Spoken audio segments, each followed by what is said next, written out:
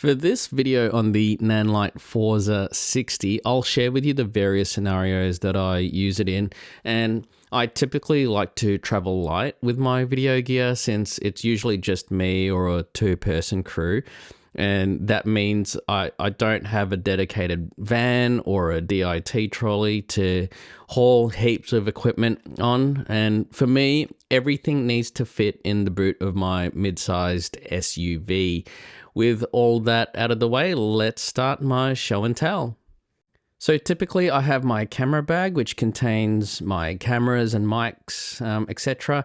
And in the back, I have my trolley bag, and that contains things like tripods and light stands.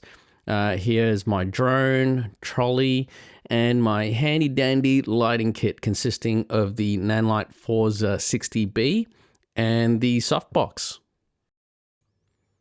If we pay particular attention to the lighting setup, you can see that I have the Forza on a light stand, and that's the first thing I noticed about the product is that it's really light. I don't need to mount it on a C-stand, and in this particular configuration, I've opted for the Reflector instead of the softbox because I need a wide-angle shot during the live stream.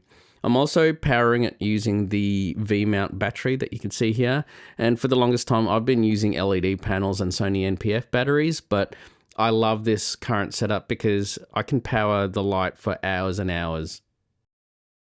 Here's another live stream setup, and I've got the Forza to camera right. The presenter will be standing behind that laptop that you'll see there. This is from the presenter's viewpoint. So it's not like they're going to be looking directly into the light. They'll be looking straight ahead to the camera as well as the laptop. And this is what it looks like.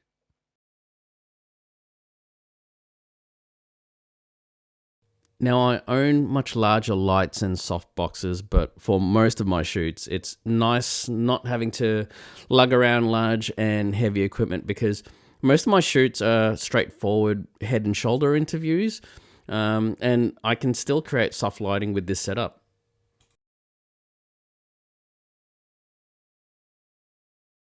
I like this light package because it packs down into a fairly small form factor, but it punches out quite a lot of light, and the softbox that comes with it as well.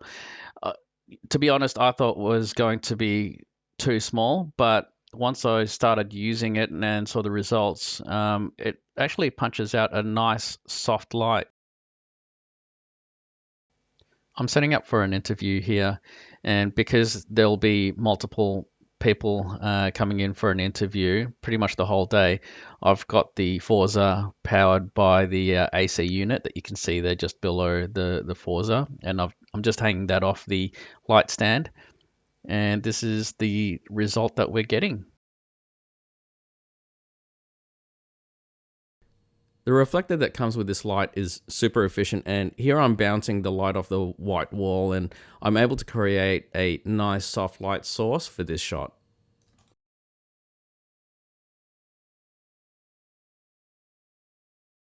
For events where I need to light someone from a distance because they may be standing behind a lectern, for example, I can attach a Fresnel with barn doors, and in this particular setup for a wedding reception, the combination of a Fresnel and ambient lighting mean I only needed to power the light at 30%, which means I could have effectively run it all day on batteries if I needed to.